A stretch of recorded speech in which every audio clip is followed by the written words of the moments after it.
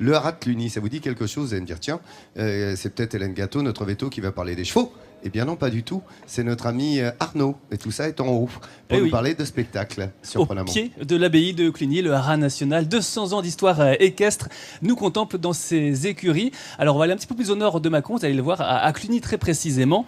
Le haras visite toute l'année, vous verrez la sellerie, une collection de véhicules hippomobiles, et vous aurez sans doute la chance de voir le travail de deux artistes en résidence. Là en ce moment, elles préparent leur numéro pour des spectacles de cabaret équestre durant l'été.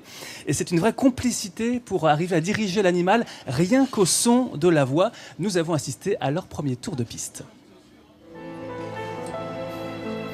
Entre Mylène et Tandero, son cheval de pure race espagnole, la relation est fusionnelle. Car pour imaginer mettre en scène un spectacle de cabaret équestre, l'homme et l'animal doivent avoir un lien particulier. C'est pas forcément un cheval qu'on va dresser, mais c'est plus un cheval qu'on va éduquer. Donc c'est pas de la soumission, mais c'est vraiment leur apprendre des choses et ensuite les leur demander et eux vont nous répondre.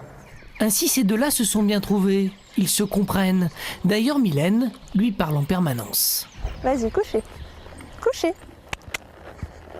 Ouh, c'est très bien. C'est la voix qui l'accompagne qui dit « ouais, c'est ça, c'est bien ».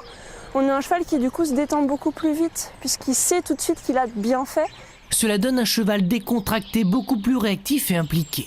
Ce type de technique est aussi utilisé par une autre artiste, Mok Pézéas. Sa spécialité avec Dairos, un minorquin pur race, c'est la voltige cosaque. Grâce à une selle spéciale, elle multiplie les figures acrobatiques.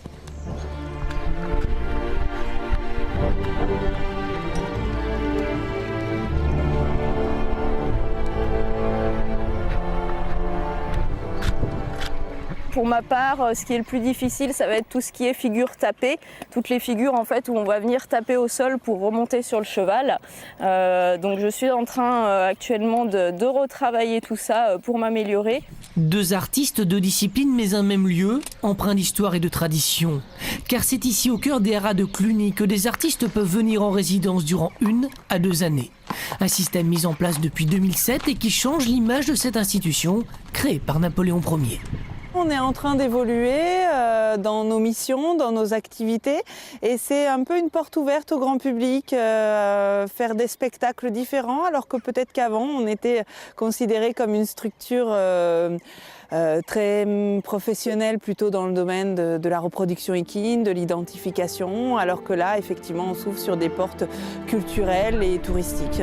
À Cluny, le spectacle équestre offre donc une nouvelle vie au haras national.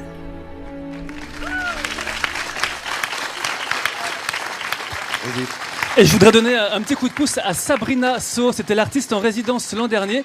Elle a connu une grosse galère, vous allez voir. La tempête Dirk a fait carrément effondrer son chapiteau installé à Cormatin, tout près de Cluny.